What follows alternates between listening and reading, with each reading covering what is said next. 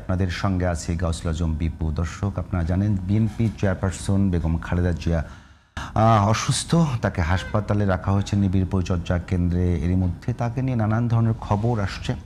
আমরাও আশা করি খালেদা জিয়া দ্রুত সুস্থ হয়ে ফেরত আসুক। তার ডাক্তারদের পক্ষ থেকে বলা হয়েছে তার অবস্থা আগের চেয়ে একটু ভালো। অন্যদিকে তার জন্য সরকারের পক্ষ থেকে অর্থাৎ রাষ্ট্রের পক্ষ থেকেই তাকে বিশেষ গুরুত্বপূর্ণ ব্যক্তি ঘোষণা করে তার নিরাপত্তার জন্য এসএসএফ নিয়োজিত করা হয়েছে। তার সন্তান বিএনপির ভারপ্রাপ্ত চেয়ারপারসন তারেক রহমানের নিরাপত্তা নিয়ে কিছু কথা কয়েকদিন ধরেই ভার্চুয়াল মিডিয়া এবং বিভিন্ন জায়গায় আলোচনা হচ্ছে। অন্যদিকে স্বরাষ্ট্র উপদেষ্টা বলেছেন যে বাংলাদেশে এই মুহূর্তে কোনো নিরাপত্তার শঙ্কা নেই। এর মধ্যেই নির্বাচন নিয়ে, নির্বাচনের তারিখ নিয়ে ইঙ্গিত দিয়েছেন নির্বাচন কমিশন। উপস্থিত আছেন দুজন অতিথি। প্রথমজন রুহিন হোসেন প্রিন্স, সিপিবি নেতা, এবং অ্যাডভোকেট আবু-হেনা রাজ্জাকী, রাজনীতি বিশ্লেষক। আপনাদের দুজনকে আমাদের স্টুডিওতে স্বাগত। আবু-হেনা রাজ্জাকী, আপনাকে দিয়ে শুরু করব। খালেদা জিয়া এই মুহূর্তে এমন অবস্থায় আছেন যে জীবন মৃত্যু সন্ধিক্ষণে বলা হচ্ছে। এই মুহূর্তে সরকারের পক্ষ থেকে তাকে বিশেষ গুরুত্বপূর্ণ ব্যক্তি ঘোষণা করা হয়েছে। এটি কি, অনেকে প্রশ্ন তুলছেন যে এটি কি শুধুমাত্র খালেদা জিয়াকে কেন্দ্র করে নাকি তারেক রহমানকে কেন্দ্র করে? এটি নিয়ে যদি কিছু বলতে চান বলবেন। সাথে আরেকটি বিষয়, এই যে বাংলাদেশের নিরাপত্তা নিয়ে বড় ধরনের প্রশ্ন আসছে একেবারেই, এখন পর্যন্ত অনেকগুলো লুট হওয়া অস্ত্র উদ্ধার হয় নাই। এর মধ্যে নির্বাচন এগিয়ে যাচ্ছে।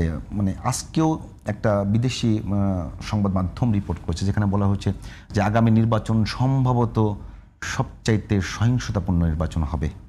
সব মিলিয়ে কি বলবেন?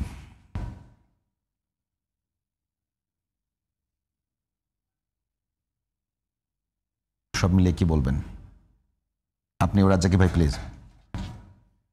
ধন্যবাদ আপনাকে। আপনি প্রথম যদি আমরা ম্যাডাম খালেদা জিয়ার বিষয়ে একটু কথা বলি, যদিও আমি বিএনপি রাজনীতির সাথে সম্পৃক্ত না, but I respect that honourable lady. নিঃসন্দেহে আমি তারা সম্মান করি, এবং উনি ইতিমধ্যে প্রমাণ করেছেন যে উনি শুধু তারেক রহমান সাহেবের মা নন, উনি শুধু বিএনপির সভানেত্রী নন, এবং উনি দুইবারের প্রধানমন্ত্রী তাও নন, বাট উনি এই দেশের একজন রাজনৈতিক এ সময় মানে তার জীবনকাল থেকে শুরু করলে উনি একটা অনন্য দৃষ্টান্ত। উনি নিজেকে প্রমাণ করছেন আমি আপসহীন। উনি নিজেকে প্রমাণ করছেন ওই মুক্তিযোদ্ধার চেতনাকে চিৎকার করেননি, বাট প্রমাণ করছেন যে দেশকে ভালোবাসেন। দেশে থেকেই উনি প্রমাণ করছেন যে উনি মুক্তিযুদ্ধের পক্ষের একটা বড় শক্তি। আরো প্রমাণ, তার হাজবেন্ড জিয়া রহমান যখন কালুরঘাটে যুদ্ধ করেন বা যেখানে উনি যুদ্ধ করছেন, সেই যুদ্ধকালীন সময় কিন্তু তার এই সন্তান নিয়ে আজকের যে স্ট্যাটাস বা বেগম খালেদা জিয়া বা জিয়াউর রহমান সাহেবের ওয়াইফ হিসাবে মানবেতর জীবনযাপন করেছেন, যুদ্ধের মাঠ থেকে আসতে পারেননি। এই সব কিছু মিলাইলে, এবং আমার জীবনে সৌভাগ্য হয়েছিল তার পাশে বসে একবার ইফতার করার। উনি তখন বিরোধী দলীয় নেত্রী। সুতরাং আমি তাকে রেসপেক্ট করি, কোনো সন্দেহ নাই। উনি হয়তো অবশ্যই অসুস্থ, হয়তো কর্মক্ষম হওয়া তার জন্য কঠিন। ফিরে আসলে অবশ্যই সুন্দর এবং ভালো, ফিরে না আসলেও স্বাভাবিক। কিন্তু প্রশ্ন হচ্ছে ওনার উপস্থিতি আর ওনার অনুপস্থিতির মধ্যে একটা বিস্তর ফারাক আছে।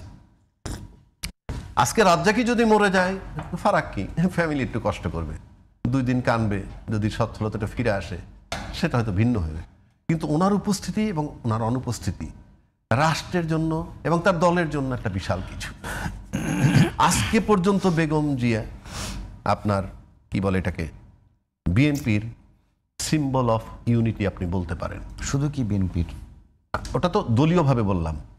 আর উনি তো জাতির একটা মুরব্বী হিসাবে আইডেন্টিফাইড হয়ে গেছেন ইতিমধ্যে, কোনো সন্দেহ নাই। অসাধারণ একজন মহিয়সী নারী। তার উপস্থিতিতে এটা আমরা উপলব্ধি করলাম, আর অনুপস্থিতিতে যা হবে সেটা আমরা পরে বুঝবো। ইন অ্যাডভান্স বলা যায় না, বাট কিছু অনুমান করতে পারি। তবে আজকের এরকম একটা পরিস্থিতির অনুমান করে না কথা বলাই ভালো।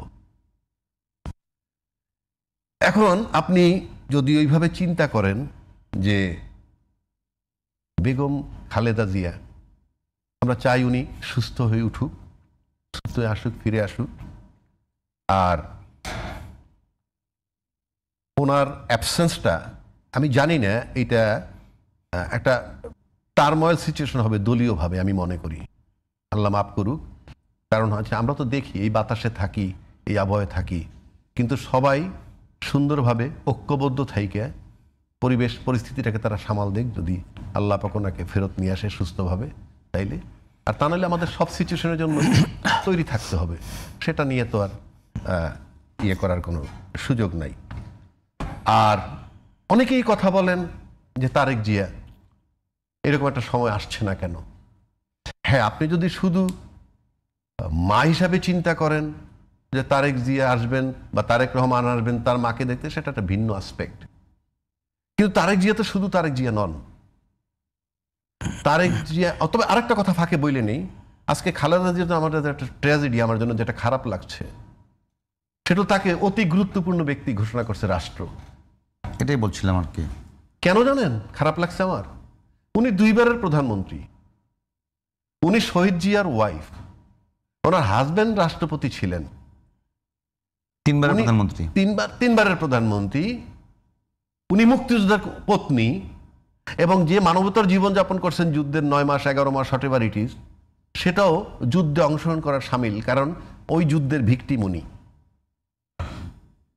ওনাকে উনি মুমূর্ষু অবস্থা, আল্লাহ মাফ করুক, যে কোনো সময় চলে যেতে পারে, আমি ওনার এখন ভিভিআইপি ঘোষণা করতেছি।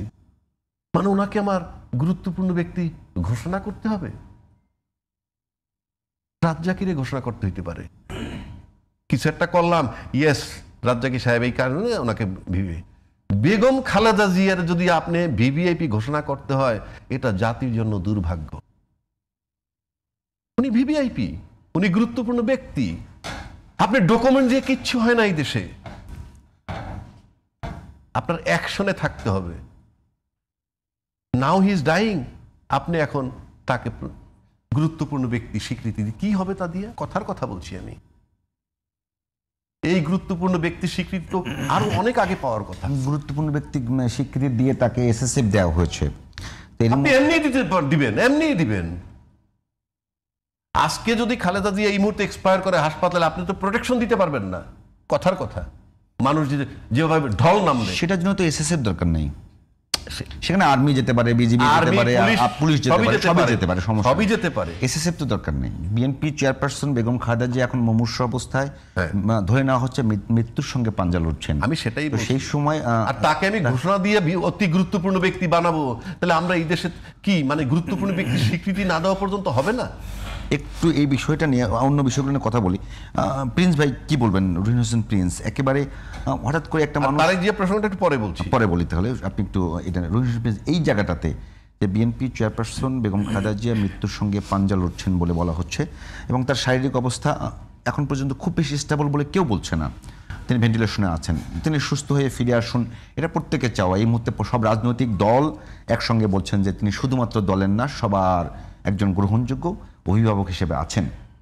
তো তার এই অবস্থায় আসলে এসএসএফ দেয়া, তাকে অতি গুরুত্বপূর্ণ ঘোষণা করা, এটা আসলে ম্যাডাম খালেদাদের প্রতি কি সম্মান জানানো, নাকি তার নিরাপত্তা নিশ্চিত করা?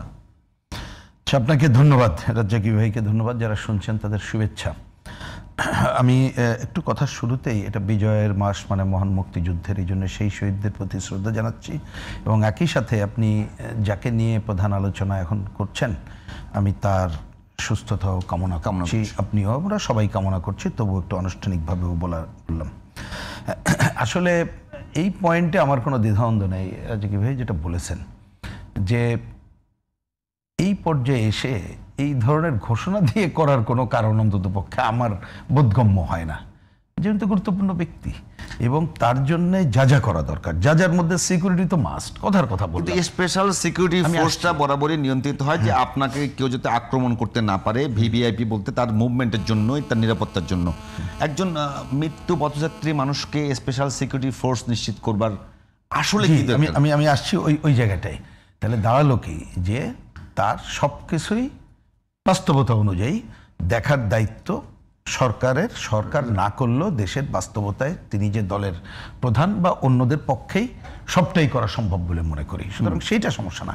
কিন্তু আপনি যে প্রশ্ন করেছেন সেইটাও কিন্তু সাধারণ মানুষের কাছে এই প্রশ্ন, আমিও দেখলাম আমাদের কাছে রাস্তায় অনেকে জিজ্ঞেস করেছে যে ভাই এটা বিষয়টা কি। এখন বিষয় ধরেন সেইখানে উত্তর এইভাবে দিয়েছি, হয়তো এখানে আরেকটু বেশি আলোচনা করতে হবে। সেটা হচ্ছে দেখেন সরকার হয়তো মনে করেছে এই কাজটা করা তার জন্য ভালো, এই কারণে করেছে, কারণ এছাড়া তো সাধারণ মানুষকে রাস্তায় দাঁড়ায় তো আর বেশি আলোচনা করানো যায় না, কারণ সেটা তো একটা কথা পাল্টা কথা চলে আসে এই জায়গায়। কিন্তু আমার কাছেও জিনিসটা আপনি এই জায়গাটা মনে হয় যে শুধুমাত্র ওনার স্বাস্থ্যর নিরাপত্তা দেওয়া বা মানে কি বলে যে ওই যেটা বললেন যে ঢল নামলে অমুক জায়গায়, আমার কাছে সেই জায়গাটাই শুধু মনে হয় না। হয়তোবা আমি জানি না যে সরকার বা তার যে ইন্টেলিজেন্সিয়া তারা যেভাবে হয়তো বিবেচনাগুলো করে এটা করলো যে এসএসএফ এর উপস্থিতিটা তো নিশ্চিত করলো, পয়েন্ট কিন্তু সেই জায়গাটা যেটা আপনি আর একটু ব্যাখ্যা দিলেন এসএসএফ কি কারণে দেওয়া হয়, কারেক্ট। আমার বিবেচনায় যে ওইটা করেছে সেইটা শুধুমাত্র খালেদা জিয়া, আমার মনে হয় সেইটা না, তার বাইরে অন্য চিন্তাও থাকতে পারে, এটা আমার একান্ত ব্যক্তিগত ধারণা এইখানে বলছি। যেমন ধরেন আমি জানি না যে এটা কি হবে না হবে, তারেক জিয়া নানা বিবেচনায় বা বাস্তবতায়, যদিও ওনার বিষয়ে উনি যেটা ওনার স্ট্যাটাসে দিয়েছেন অন্য কোনো মন্তব্য করা উচিত প্রয়োজন বলে আমি মনে করি না, কিন্তু খালি এইটুক বলি যে কোনো কারণে বাস্তবতায় ধরেন উনি আসলেন, তা আসলে কিন্তু নানা বিবেচনায় তখন যদি অফিসিয়ালি এই ধরনের নিরাপত্তা দেওয়ার সুযোগ না থাকে ওনার কথা আমি বলছি, আমি জানি না সম্ভব কি সম্ভব, ওই আলোচনাও ঢুকছে না, কিন্তু উনি তো এসে ওনার মার ওই জায়গাটায় থাকবেন, তা সেই জায়গায় হয়তোবা একসাথে পুরো কাজটা হয়ে গেল, যে এই ধরনের বিবেচনাও থাকতে পারে। কিন্তু এই কোনো থাকাটাকেই আমি কোনোটাই প্রশ্নবিদ্ধ করছি না, করাও উচিত না, কারণ আমরা মনে করি বেগম খালেদা জিয়া ভালোভাবে ফিরে আসুন বা উনি যে অবস্থায় আছেন সেই অবস্থায় থাকলেও আমাদের সামগ্রিক নিরাপত্তা নিশ্চিত করার কাজটা বেগম খালেদা জিয়ার সুস্থ হয়ে ফেরত আসুক, এটা বাংলাদেশের আপামর মানে মানুষ চাচ্ছে। আমার কথা প্রিন্স ভাই, একটা বিষয় একটু আপনি কি মনে করেন বলবেন, যে একেবারে উনি এখন যে অবস্থায় আছেন সেখানে সবাই বলছে যে উনি আশঙ্কাজনক অবস্থায় আছেন, তো তাকে নিরাপত্তা নিশ্চিত করা হলো সিকিউরিটি ফোর্স দিয়ে, যদি মানে একেবারে এসএসএফ দিয়ে, মানুষ মারা যায় সেটাও স্বাভাবিক, মানুষ বেঁচে থাকে সেটাও স্বাভাবিক বিষয়। তো ম্যাডাম খালেদা জিয়ার এখন যে অবস্থা, সেই অবস্থায় তাকে হাসপাতালে এসএসএফ দেয়া হলো, বিএনপি ভারপ্রাপ্ত চেয়ারপারসন তারেক রহমান আসলে কি উনি হাসপাতালেই থাকবেন? আমার বিবেচনা, আমি বলেছি কিন্তু আপনার বিবেচনায়, আমার বিবেচনায় ওনার মার যে অবস্থা, এখানে আসলেই উনি সরাসরি যে পর্যায়ে আছেন, আসলে আমার ধারণা ওনাকে সরাসরি যদি কোনো কারণে খালেদা জিয়াকে নিয়ে নেগেটিভ খবর আসে, সেটাও তো উনি এসেই তারপরে তো ওনার তারপরে তো তাকে না, সেটা আমি উইথড্র বলছি না, আমি যে সেটা তো নির্ভর করে তারেক জিয়া কি বিবেচনায় আসছেন, কি আসছেন, এবং ইতিমধ্যে আমরা যেটা জানি তার তো সিকিউরিটি সবকিছুই কমপ্লিট, তার বাড়ি ঘর, তার জন্য কি বলে আপনার গাড়ি কেনা, এমনকি বাস কেনা, সাথে যাওয়ার, সেগুলো তো আছেই, নাই তা তো না, যতটুকু আমরা পত্রিকার মাধ্যমে জেনেছি, এর বাস্তবতা জানি না। কিন্তু আমি বলছি যে এই জায়গায় আসলে নানা বিবেচনায়, কারণ এইরকম একটা দেখেন, এটা আবার একটু কথাটা বাড়তে হবে কিনা জানি না, ধরেন একটা নর্মাল পিরিয়ডে কেউ একজন আসা, আর এই ধরনের একটা সময় আসা, তখন কিন্তু অন্য জায়গাগুলো, অন্য নেতাকর্মীরা যেভাবে বিবেচনা করতে পারে একটা ব্যক্তিকে বা নেতাকে, তখন কিন্তু সেটা আর থাকে না, এটা থাকবে তার অ্যাবসলিউট মা কার ওই জায়গাটায় যাওয়া। প্রিন্স ভাই, সিকিউরিটি বিবেচনা করেই তো আপনি নিশ্চিত করবেন যে আমার কতটুকু সিকিউরিটি লাগবে, আপনার কতটুকু সিকিউরিটি লাগবে, রাষ্ট্র তো ওটা জানেই যে আসলে কার কতটুকু লাগবে, কার কতটুকু নিরাপত্তা প্রয়োজন। যদি আমার ঝুঁকি থাকে আমাকে রাষ্ট্র নিরাপত্তা দেবে, মানে তারেক রহমানকেও যদি ঝুঁকি বেশি থাকে তাকে নিরাপত্তা দেবে, এটা তো আইনের মধ্যেই দেওয়া সম্ভব। প্রশ্ন হলো যেখানে স্বরাষ্ট্র উপদেষ্টা বলতেছে বাংলাদেশে কারো নিরাপত্তা ঝুঁকি নাই, ওইটা তো ওনার এই কথা একেবারেই গ্রহণযোগ্য, নিরাপত্তা সাথে আবার উল্টা করে বলতে পারেন যে বাংলাদেশে কয়জনের নিরাপত্তা আছে উনি বলুক না, আমি ওনার ওই কথার সাথে মিলাইলে হবে না, বরঞ্চ আমি কথাটা বলি, ওনার ওই কথাটা যদি ঠিক হতো তাহলে এখানে এসএসএফ কেন কোনো আলোচনারই দরকার হইতো না, কারণ আমি ওনার কথার সাথে এটা মিলানো উচিত না। এইখানে হয়তোবা নানা বিবেচনায় আরো অনেক কোনো ঘটনায় এইখানে গভর্নমেন্ট একটা রিস্ক আছে মনে করেই তার এই কাজটা করতে চান, এইটুকি আমার বিবেচনায়। যে এখন যেহেতু উনি অসুস্থ হসপিটালে আছেন, এর বাইরে এখানে এর বেশি আলোচনা করাটা যথাযথ হয় না, কারণ সেটা একটা অনেক সময় বাড়তি আলোচনা, আমি এই জন্য আমি এইটুকুই নিয়ে এখানে থামতে চাই আর কি। একেবারে এই বিষয়টা নিয়ে যে স্বরাষ্ট্র উপদেষ্টা বলছেন যে ভাই মানে রাজ্জাকি ভাই যদি কিছু বলতে চান, একেবারে স্বরাষ্ট্র উপদেষ্টা একদিকে বলছেন যে একেবারে বাংলাদেশে কারো কোনো ঝুঁকি নাই, তারপরেও আবার অন্যদিকে এসএসএফ নিয়োজিত করতে হচ্ছে একজন। বাংলাদেশে কারো কোনো ঝুঁকি নেই, এটা হলো গয়রহ কথা। এটা গয়রহ, কারো কোনো ঝুঁকি নেই, এটা গয়রহ কথা। কারণ চুরি, ডাকাতি, খুন, হত্যা, রাহাজানি সবই বিরাজমান। এটা কোনো অপরাধ নয়, সব দেশেই থাকে কম আর বেশি। কাজে কারণ এখন টার্গেট যদি আমরা এখন যেহেতু আলোচনার বিষয়বস্তু তারেক রহমান এবং খালেদা জিয়া, তো খালেদা জিয়া বেগম খালেদা জিয়া সম্পর্কে যা বলার বললাম। আর তারেক জিয়া সম্পর্কে একটা কথা বলি শুনে, আপনি তারেক জিয়াও কিন্তু শুধু তারেক জিয়া নন, মানে তারেক রহমান একটা ব্যক্তি নন। ইনফ্যাক্ট ব্যক্তি তারেক রহমান নন আর কি, নন, অফকোর্স নট। সে আমার মতো একটা ব্যক্তি না, আমি ওই অর্থে মিন করছি। তারেক রহমানের পরিচয় কি? তারেক রহমানের পরিচয় একজন বড় মাপের মুক্তিযোদ্ধার সন্তান। ঘোষক কি ঘোষক নয় বিতর্কে যাচ্ছি না, এটা নিয়ে কথা আছে, থাক। একজন বড় মাপের মুক্তিযোদ্ধার, জেট ফোর্সের যিনি নায়ক, তার অধিনায়কের সন্তান। পরবর্তীকালে তিনি রাষ্ট্রপতির সন্তান হইছেন, পরবর্তীকালে তিনি প্রধানমন্ত্রীর সন্তান হইছেন। বাংলাদেশে এরকম একটা সন্তান বিরল, মানে যার বাবা রাষ্ট্রপতি, মাও রাষ্ট্রপতি। রাষ্ট্রপতি মানে কোন অর্থে প্রধানমন্ত্রী, রাষ্ট্রপ্রধান। এগুলো একটা বিরল ঘটনা। বাংলাদেশে কিন্তু এ পর্যন্ত ইতিহাস কারো নাই। পাশাপাশি জিয়াউর রহমান সাহেবের আদর্শে গড়া একটা মানে কি বলে বিএনপি মতো একটা দল, সেটাকে রিপ্রেজেন্ট করেন উনি ওইটার বস হিসাবে। তো সবকিছু মিলাইলে Tarek Rahman is not a simple Tarek Rahman, number one. Number two হচ্ছে, আপনি যদি যুদ্ধের মাঠে থাকেন, আপনি কি জানেন যে যুদ্ধের মাঠের থেকে সোলজার বাড়িতে ফেরত আসার সুযোগ নাই যদি তার বউ মরে যায়, তার মেয়েও মরে যায়। ঠিক, আসার সুযোগ নাই। মানে if you love the nation, you must follow the direction of your commander. এখন প্রশ্ন হচ্ছে যে তারেক জিয়া কি যুদ্ধ করছেন? উনি এস্টাবলিশ করলেন সম্প্রতি, যেটা তার দল কোনো জবাব দিতে পারে নাই। গত 16 মাস যাবত উনি কেন আসছেন না, কেন আসছেন না, কেন আসছেন না? দল কি জানতো না? দলের রেসপন্সিবল লোকরা কি জানতেন না, নাকি তাদেরকে বলেন নাই? যদি না বলে থাকেন তাহলে বিশ্বাস অবিশ্বাসের সম্পর্ক আছে, আর যদি বলে থাকেন তাহলে দলের লোকগুলো কি করেছেন? কারণ উনি অতি সম্প্রতি বলেছেন যে আমি আসতে পারতেছি না কেন, এটা আমার আসার ব্যাপারটা আমার একক সিদ্ধান্ত নয়, 1 নম্বর। 2 নম্বর, এই যে একক সিদ্ধান্ত নয় কেন সেটাও বলতে পারছি না। পাশাপাশি যদি আপনি আসেন, ওই যুদ্ধের বিবরণ দিলাম। সুতরাং তারেক জিয়া বা তারেক রহমান একটা সাধারণ মানুষ নন, আসলেন আর গেলেন। উনি যুদ্ধ করছেন, অফকোর্স যুদ্ধ আছে। যেহেতু প্রফেসর ইউনূস সাহেব তার সাথে জুন মাসে দেখা করছিলেন, হ্যাঁ জুন মাসই তো জুন মাসে দেখা করছেন মানে কি? উনি যে একটা যুদ্ধ করতেছেন, তা নাহলে ইউনূস সাহেব গিয়ে দেখা করবেন কেন? যুদ্ধ বলতে আমি রাজনৈতিক যুদ্ধ বলছি। নিঃসন্দেহে। এখন রাজনৈতিক যুদ্ধ বললে এই সরকার যদি তাদের বাধা হইতো, পার্টিকুলার এই সরকার, তাহলে নিশ্চয়ই জুন মাসে ডিসক্লোজ করতেন তারেক জিয়া। কিন্তু তারেক সরকার ডিসক্লোজ করলেন কখন? যখন তিনি বললেন, তারেক রহমান সাহেব বললেন যে আমার আশাটা একক সিদ্ধান্ত নয়, প্লাস আমি ডিসক্লোজ করতে পারতেছি না। সরকার ক্লিন হলেন নিজের থেকে, কি সরকারের তরফ থেকে কোনো বাধা নাই, এবং আসলে সব নিরাপত্তা দেয়া হবে। এটা কি অতি উৎসাহ হয়ে গেল না? কথা আক্রমণ তো নিশ্চিত করে, নিশ্চিত করে এখন না, পর্যন্ত নিরাপত্তা ঝুঁকি আছে এমনটা বলে নাই। না, কিন্তু আসতে পারতেছেন না, আসাটা তার একক সিদ্ধান্ত উপরে নির্ভর করে না। এক, আবার বলছেন উনি সেটা পরিষ্কার বলতেও পারতেছেন না। সরকার হয়তো ভাবতেছেন তার সাইড থেকে কেউ যাতে না মনে করে, কারণ ম্যাচিউরড মানে দলের কেউ তো কিছু বলতে পারেন নাই, সরকার তার স্ট্যান্ডটা ক্লিয়ার করলো। 1 নম্বর। 2 নম্বর, আমরা কি এখন পর্যন্ত বিএনপির মতো দল থেকে কোনো উদ্যোগ দেখলাম? তারেক জিয়া সাহেব বা তারেক রহমান সাহেব এই কথাগুলো বলার পর আমরা কি এমন কোন উদ্যোগ দেখছি দলীয়ভাবে যে সরকারের সাথে বসছে, কিংবা দল থেকে? আমরা এমন কিছু পাইনি। তাহলে মানে এই যে পাওয়া না পাওয়া, শেষ পর্যন্ত কেন তারেক জিয়া আসতেছে না সেটাও তাকে ডিসক্লোজ করতে হইল, এবং তার নিরাপত্তার ঝুঁকি আছে কিনা সেটা আবার সরকারকে ক্লিয়ার করতে হইল। দলের ভূমিকাটা কি ছিল? আপনি তো একটা বড় দল, আমি বললামই তো, সে এত বড় একটা দল, যার মা 2 টার্ম 3 টার্ম প্রধানমন্ত্রী, যার বাবা ছিলেন রাষ্ট্রপতি।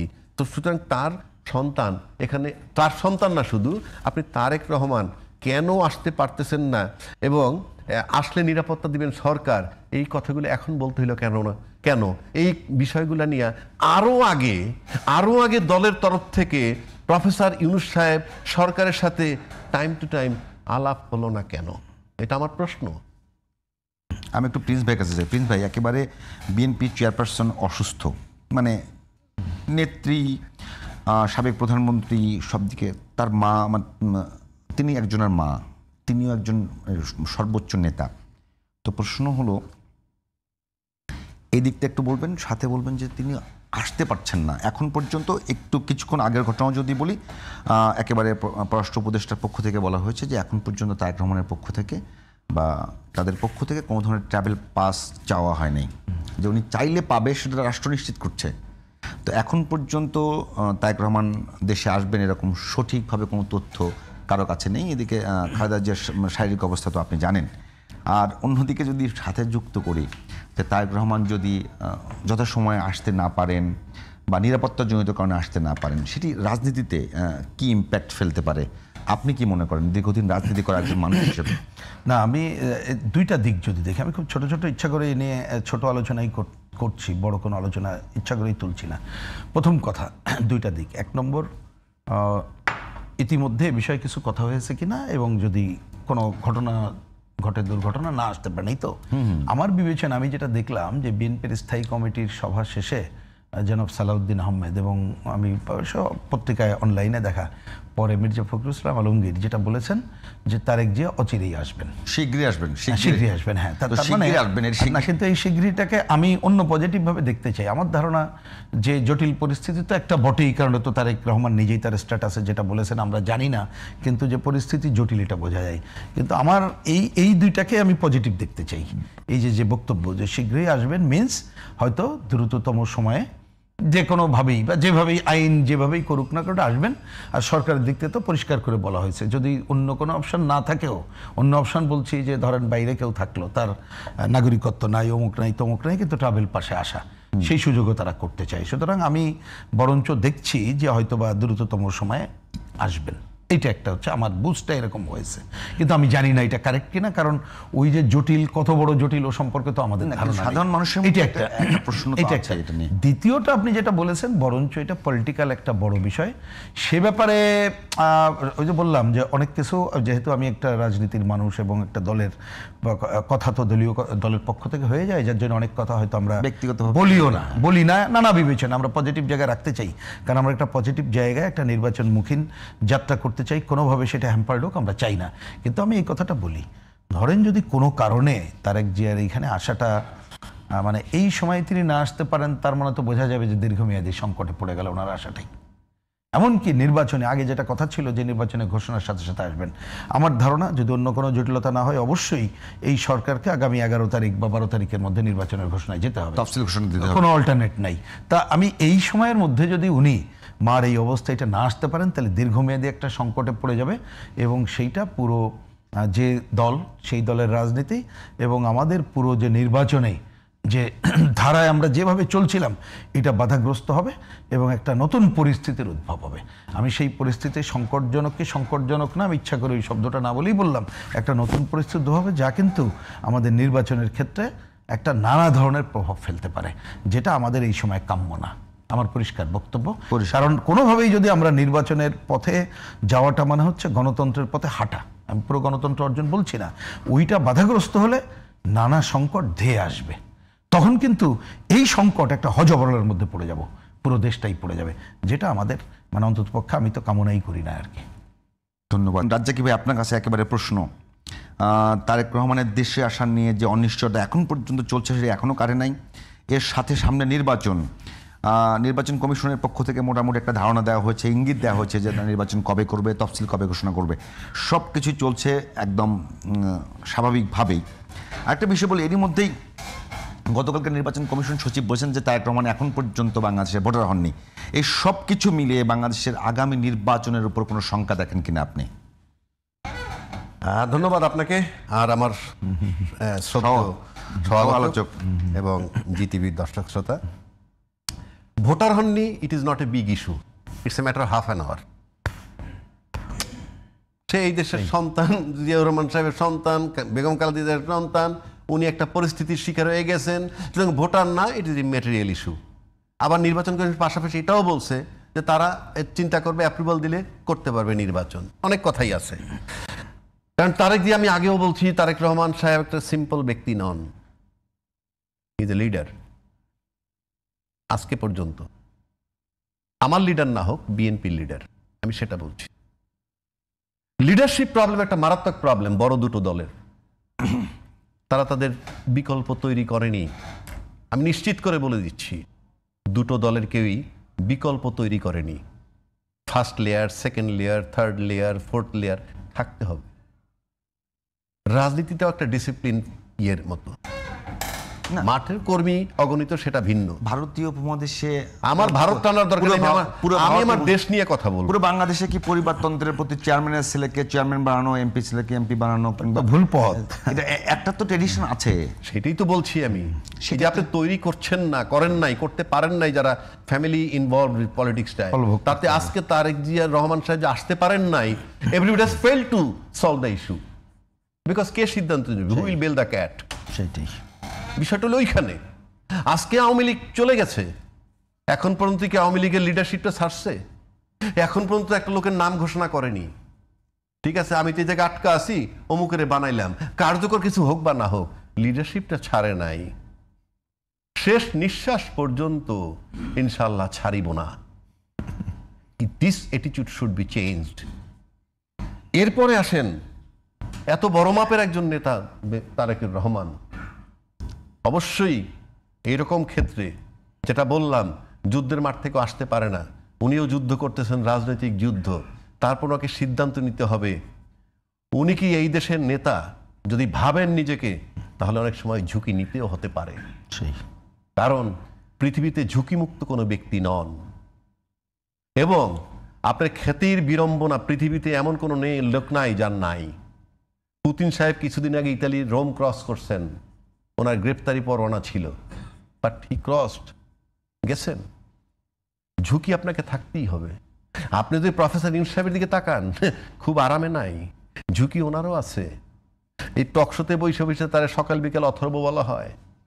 পলিটিক্যাল পার্টির কোঅপারেশন নাই, প্রশাসনের কোঅপারেশন নাই, হারানো অস্ত্র উদ্ধার হয় নাই, এখনো ডিআইজি পালায়ে যায়, জেনারেল পালায়ে যায়। তারপরেও উনি কিন্তু অনেক কঠিন কাজ করেছেন। It is challenging job. Sheikh হাসিনার মৃত্যুদণ্ড ওনার সময়ই হয়েছে। বাংলাদেশে দেয়ার নো সেকেন্ড ম্যান, যে যত চ্যালেঞ্জ করুক আমাকে। উনি কিছু সার্ভিং অফিসারের বিরুদ্ধে ওয়ারেন্ট ইস্যু হয়েছে, ঠিক। বিডিআর হত্যা মামলায় ফুল স্টপ দেওয়া হয়েছিল, no ifs and buts, but একটা তদন্ত রিপোর্ট হয়েছে। আর একটা কথা কেউ কেউ বলেন, বিডিআর মামলা তো আপিলে আছে, জানতে হবে appeal is the continuation of the original suit.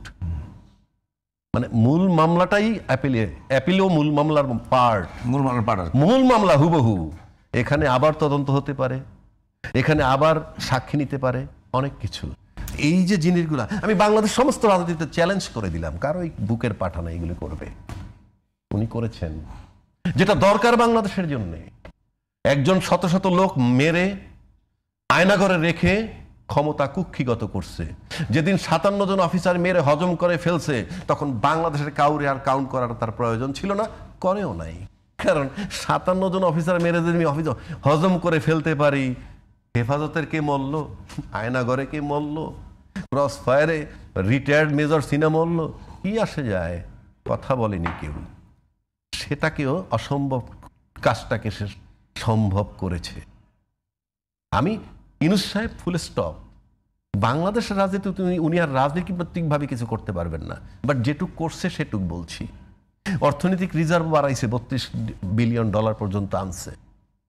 আমি কেন বলছি কথাটা, যে আমরা ইউনূস সাহেব এত প্রতিকূল অবস্থার মধ্যে এত কিছু করলো, আর বাংলাদেশ সবচেয়ে বড় দল যেটা এই মুহূর্তে, দুইটা দলই প্যারালাল। এখন আওয়ামী লীগ ক্ষমতায় নাই সেটা ভিন্ন কথা, দুইটা বড় দল।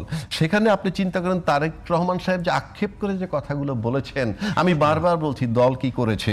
এই দলের সামনে জিয়াউর রহমান সাহেবের খেতাব কেড়ে নেওয়া হয়েছে, মুক্তিযোদ্ধার খেতাব। এই দলের সামনেই কিন্তু মইনুল হোসেন রোড থেকে বেগম খালেদাকে বের করে দেওয়া হয়েছে।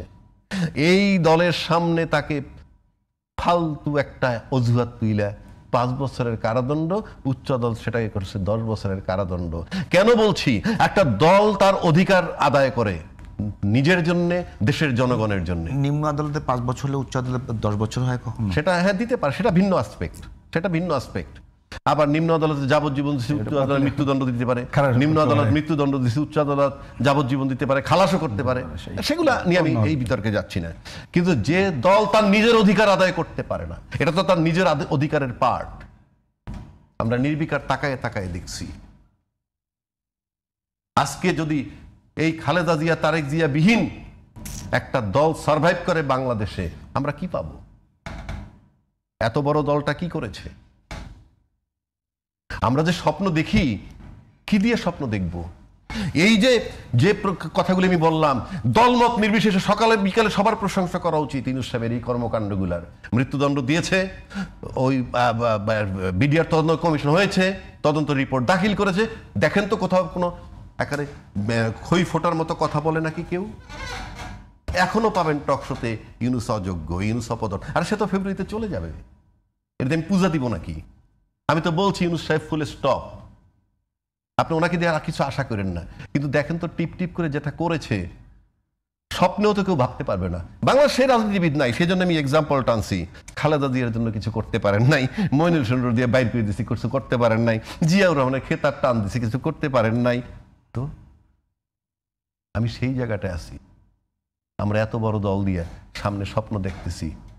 তারেক জিয়ার মতো লিডারশিপ আজকেও যদি ফেরত আসে, আমার ধারণা একটা শক্তিশালী দল হয়ে যেতে পারে। তাদের নেতৃত্ব ছাড়া সুপার স্ট্রং একটা দল তারা হবে আমার কাছে মনে হয় না। আমি খুব কষ্টে কথা। তারেক রহমান দেশে ফিরতে না পারেন বা এই যে দেশে ফিরতে পারলো না, দলের দায়। রাষ্ট্র নেবে না দায়িত্ব? রাষ্ট্র তো আজকে ক্লিয়ারই করে দিল, এই রাষ্ট্র তো ক্লিয়ার করে দিল আমাদের তরফ থেকে কোনো বাধা নাই, নিরাপত্তাও দিবে। কেন জুন টানছি আমি? নিশ্চয়ই সরকার থেকে বাধা বোধ করেন নাই, তাইলে ওই কথাটা সেদিন ইউনূস সাহেবকে বলতে পারতো। তাহলে তো ইউনূস সাহেব এসে তখন হয়তো বলতো যে আমাদের তরফ থেকে তার জন্য কোনো বাধা। যখন তারেক রহমান সাহেব মুখ খুলেছেন, ঠিক তখন বলেছেন। এটা কি আসলে কি নিরাপত্তা না আইন? আমি তো সেটা বলতে পারবো না। আমি বলছি যেটা তারেক রহমান সাহেবের বক্তব্যটা বলছে না প্রিন্স ভাই, দুইটা কথা তো সে বলছে, এবং এই দুইটা কথার পর সরকারের উপরে ব্লেম গেলে যেতেও পারে যে সে আসতেছে না কেন, তাই তারা ক্লিয়ার করছে। প্রিন্স ভাই যদি কিছু বলেন এই বিষয়টা নিয়ে, একেবারেই মানে যদি তারেক রহমান ফেরত আসতে না পারে বা ফেরত আসতে যে বিলম্ব হচ্ছে, দল হিসেবে বিএনপির ক্ষতি হবে কিনা? আপনি যেটা হয়তো আপনার দল, যেহেতু আপনি একটা দলে আছেন, কিন্তু বাংলাদেশ জাতীয় নির্বাচন কেন্দ্রিক এই যে এখন পর্যন্ত নিরাপত্তার শঙ্কা, সাথে ভাই বললেন যে অনেকগুলো অস্ত্র উদ্ধার হয়নি, জাতীয় নির্বাচন কি বড় ধরনের শঙ্কার মধ্যে আছে কিনা? দেখুন, আমি ওই কথায় যাওয়ার আগে একটা খুবই গুরুত্বপূর্ণ আলোচনা উঠেছে, এ ব্যাপারে ছোট্ট মন্তব্য করেন, একটা দীর্ঘ আলোচনার ব্যাপার যেটা রাজ্জাকি ভাই তুলেছেন। আমি ব্যক্তিগতভাবেও মনে করি, বা আমাদের রাজনৈতিক বুঝে মনে করি, এটা দেশবাসীরও একটু বোঝা দরকার। যদি আমরা তো ধরেন এই যে রাজনীতির কথা বলি, দেশ শাসনের কথা হলে রাজনৈতিক দলগুলোর কথা বলি, তাই তো? এইটা যদি ওই ধরনের একটা দল সংগঠনগুলো গড়ে না ওঠে, এটা যদি পরিবারতন্ত্রের কাছে থাকে, এক ব্যক্তির কাছে বা একটা গোষ্ঠীর কাছে আবদ্ধ থাকে, তাহলে তো আপনি বারবার হোঁচট খাবেন। সেইটা বাংলাদেশে কিন্তু চলছে, এটা মনে রাখা দরকার। এবং এটা গড়ে ওঠে নাই। অনেক সময় আমরা যখন পরিবারতন্ত্র বলি, এই উপমহাদেশ, ট্র্যাডিশন, ভক্তিবাদের দেশ, অমুক জায়গা হয়নি, তমুক জায়গায় হয়নি, আমি বলি এইগুলো পরিত্যাগ করে বরঞ্চ একটা ডেমোক্রেটিক অ্যাটমসফিয়ার নিয়ে আপনাকে সংগঠন, দল এগুলো গড়ে তোলায় যদি এখনো পর্যন্ত আমরা মনোনিবেশ না করি, ইন লং টার্ম বাংলাদেশ আরও বড় ধরনের সংকটে পড়ব। যদি আলোচনা করা গেল না, কিন্তু গুরুত্বপূর্ণ আলোচনা এটা, এই জন্য আমি কথাটা বললাম। এবার আপনি যে কথাটা বললেন, এটা আমি আগের পার্টে অল্প একটু বলেছি। আমরা দেখেন, একটা নর্মাল একটা যদি পরিবেশ থাকতো সেটা একটা ব্যাপার, কিন্তু এখন যেহেতু আসলেই তো এখন আমি অ্যাবনর্মাল এই অর্থে বলছি যে গণতন্ত্রের পথে যাত্রার কাজটা আমরা করছি, এবং সেই যাত্রা পথে যাওয়ার জন্য কিন্তু নানা ধরনের অপশক্তি আছে। এখানে টেনে ধরার নানা ধরনের গ্রুপ আছে, সে আপনি দেশের মধ্যে বলেন, বাইরে বলেন, নানা কারণে, ভূ রাজনৈতিক কারণে নানা ধরনের ঘটনাগুলি আছে। তা সেইটা উত্তরণের জন্যে, বা ধরেন ইন লং টার্ম, আমরা আশা করতে তো আর বলতেই হবে, উনি আরও বেশি করতে পারবেন, বললেনও তাই, যে আমরা এই ত্রুটি কাটিয়ে ভবিষ্যতে রাজনৈতিক দল, সংগঠন, গণতন্ত্র এই ধারায় যেতে চাই। তা সেইটা যাওয়ার জন্য কিন্তু এই মুহূর্তে যথাসময়ে নির্বাচন একটা গুরুত্বপূর্ণ ঘটনা। কিন্তু এই যে আলোচনাগুলো করছি, তারেক জিয়া বলতেই ব্যক্তি তো তারেক জিয়া না, আমি অন্য আলোচনা বাদ দিলে তিনি একটা দলের তো প্রধান, এবং সেই দলের একটা ভূমিকা এই সময় অন্যতম গুরুত্বপূর্ণ। সে আমি এটা বুঝেই বলছি, আমি একটা দল করে আমি খুব বুঝে বলতেছি কথাটা, এটা টোটাল উত্তরণের জন্য গুরুত্বপূর্ণ। তা সেই জায়গায় কিন্তু নানা ধরনের সংকটের মধ্যে আমরা পড়তে পারি। দলগত দলের জটিলতা তো কিছু বুঝতে আর বাকি নাই, আমি আলোচনায় চাচ্ছিলাম না, রাজ্জাক ভাই কিছুটা তুলছেনই, বাস্তবতা তো এগুলো, উনি যে কথা বলে গেছেন তো প্র্যাকটিক্যাল কথা, যে করলোটা কি এতদিন ধরে, সেইটা তারা করুক, আমি সেটা নিয়ে কথা বলতে চাইনি। কিন্তু বলছি যে এখন যদি আমরা যথাসময়ে আমরা এই নির্বাচনী যাত্রায় যদি তার আশা নিয়ে কোশ্চেন হয়, কি বলবো, তাহলে দলই তো একটা নতুন জটিলতার মধ্যে পড়ে যাবে। তাহলে দল নতুন জটিলতা পড়া মানেই হচ্ছে, ঠিক এই মুহূর্তে বলছি, অন্য সময় হলে সেটা অন্য ছিল, তাহলে আমরা যে গণতন্ত্রের পথে যাত্রা করছি তখন কিন্তু নানা অপশক্তি নানা ধরনের সুযোগ নেবে। কিন্তু আমি এখনো পর্যন্ত অন্ততপক্ষে মনে করছি মন্দের ভালোটাই আমি বিবেচনা করার পক্ষে, যার জন্য আগে বলেছি আমার বিশেষ করে যে বিএনপির দুই নেতার কথাই মনে হয়েছে, যেহেতু শীঘ্রই কথা বলছেন, হয়তো এখন একটা তাদেরকে ব্যালেন্স করে বা আগে যেভাবে ভেবেছিল সেইভাবে না, নতুনভাবে উত্তরণ পর্ব করতে হবে। আর এইটা মনে রাখতে হবে যে আমাদের মতো দেশ শুধু না, পৃথিবীর সব দেশেই রিস্ক থাকে, এবং আমরা যে পর্বে আছি আসলেই যেহেতু আমরা গণতন্ত্রের তো ধারায় মানে আপনারা নানা ধরনের সংকট, আপনারা তো দীর্ঘ সময় আগ্রাসন বিরোধী বিভিন্ন আন্দোলন করে আসছেন, আপনার কাছে কি মনে হয় যে বাংলাদেশ অন্য যে কোনো সময়ের চেয়ে বেশি আগ্রাসনের ভিতরে? আমি তো মনে করি যে অন্তত পক্ষে, যেমন ধরেন আমরা তো আগের ক্ষমতাসীনরা অনেক ক্ষেত্রে আধিপত্যবাদী শক্তির কাছে যেন ভাবটা এরকম সব লিখে লিখে দিয়েছে, এবং অন্য জায়গাগুলোতে সে ব্যালেন্স করে চলেছে।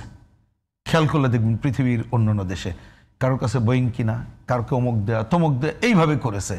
কিন্তু এই সময়কালে বিশেষ করে ভূ রাজনৈতিক কারণে আমাদের এই বঙ্গোপসাগরকে ঘিরে এইখানে আমাদের শুধু দেশের উপরেই প্রভাব বিস্তার তা না, পুরো এই অঞ্চল জুড়ে আমেরিকান যেটা আছে ইন্দো প্যাসিফিক প্রোগ্রাম, ওইখানে চীনের সিল্ক রুট প্রোগ্রাম, যেটা আগামীতে এশিয়া অর্থনৈতিক ক্ষেত্রে একটা ভিন্ন ভূমিকায় যাবে বলে দুনিয়ার দেশগুলো মনে করে, সেই জায়গায় আধিপত্য বিস্তার একটা ব্যাপার। তা সুতরাং এই জায়গায় একটা অনির্বাচিত সরকার আছে, যেহেতু নির্বাচিত সরকার হলে তার নানা ধরনের এর থেকে খারাপও করতে পারতো, কিন্তু তার অন্য লিগাসি থাকে। আর এইখানে যে সরকার আছে তার অন্য নিয়ে আলোচনা করি না, কিন্তু বিশেষ করে মার্কিন সাম্রাজ্য এবং তাদের প্রতি তাদের যে একটা বিশেষ মোহ আছে এটা বুঝতে অসুবিধা নাই। সেই বিবেচনায় আমি দেখি যে এইখানে কিন্তু তারা একটা সুযোগ পেয়ে যাচ্ছে নানা ধরনের। কিন্তু আমি মনে করি যেহেতু এই সরকার আর বেশি দিন নাই, এটাও কিন্তু আলোচনায় আছে, আপনি যেটা বলছেন এটা আমরা সেই ধারে যাব। এটা আলোচনা আছে যে বিএনপি বিশেষ করে তারেক রহমানের প্রতি আপনি যে বলছেন যে মার্কিন বলেন প্রতিবেশী রাষ্ট্র বলেন কারো ওই রকম সহানুভূতি নেই বলে সেটা একটা কারণ হতে পারে, শুধু দেশীয় নিরাপত্তা না। না, সেটা সুনির্দিষ্ট করে ওনারা ভালো বলতে পারবেন। আমি এই কমেন্টটা কারেক্ট হয় না একজন ব্যক্তির উপরে ধরে, কারণ যেহেতু দল হিসেবে তারেক রহমান তো ধরেন দীর্ঘদিন দল হিসেবে নানা কারণে, আচ্ছা এই 30 সেকেন্ড এটা বলে যাই, তো এখন এই দীর্ঘ সময়ে তিনি কিভাবে এটা উত্তরণ করেছেন আমার তো জানা নেই, কারণ যেহেতু তারা ক্ষমতাশ্রয়ী দল তাকে তো উত্তরণ করতে হয়।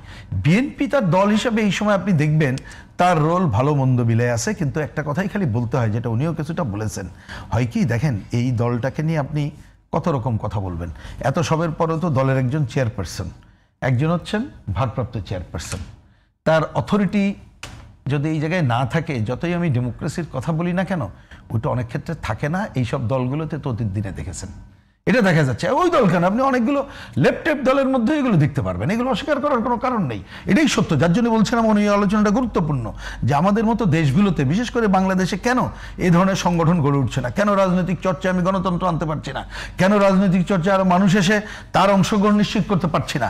এই কাজগুলো যতক্ষণ করতে না পারবেন, আমরা যতক্ষণ না পারবো আমরা ততক্ষণ পর্যন্ত কিন্তু দেখবেন যে আপনি এই দলগুলো দিয়েই আপনি বেশি কিছু প্রত্যাশা করতে পারবেন না, এটাই বাস্তবতা, আমিও সেটা দেখি। রাজ্জাক ভাই, জি, আমি বারবার ওই একই জায়গায়, যেহেতু আলোচনার বিষয়টা এরকমই যে নিরাপত্তা এবং নির্বাচন, মানে আমি বারবার বলি যে আইন উপদেষ্টা বলছেন যে তারেক রহমানের দেশে ফেরায় কোনো ধরনের আইনগত সমস্যা নেই, আইনগত কোনো বাধা নেই। স্বরাষ্ট্র উপদেষ্টা বলছে তার নিরাপত্তাগত কোনো সমস্যা নেই। এত কিছুর পরেও তারেক রহমানের দেশে আসা নিশ্চিত হচ্ছে না। তো সেই জায়গাটা যদি আপনি কিছু বলতে চান, সেই এক নম্বর। আর 2 নম্বর, আমি বারবার ওই জায়গায় নির্বাচনের জায়গায় যে সব মিলিয়ে কি নির্বাচন শঙ্কার মধ্যে যাচ্ছে কিনা, আপনি আগেরবার বলেন নাই নির্বাচন। তার আগে যদি এখানে আপনি আসেন, যেটা বারবার তারেক রহমান প্রসঙ্গে আপনি আনতেছেন, দুটো টার্ম উনি ব্যবহার করেছেন, যে আমার একক সিদ্ধান্ত নয়, এবং কেন একক সিদ্ধান্ত নয় সেটাও আমি একেবারে অবারিতভাবে বলতে পারছি না। এই দুইটা বিষয় যদি আপনি আনেন, আমার কাছে মনে হয় এরপর যখন সরকার বলে দিয়েছে তার পার্টটা ক্লোজ।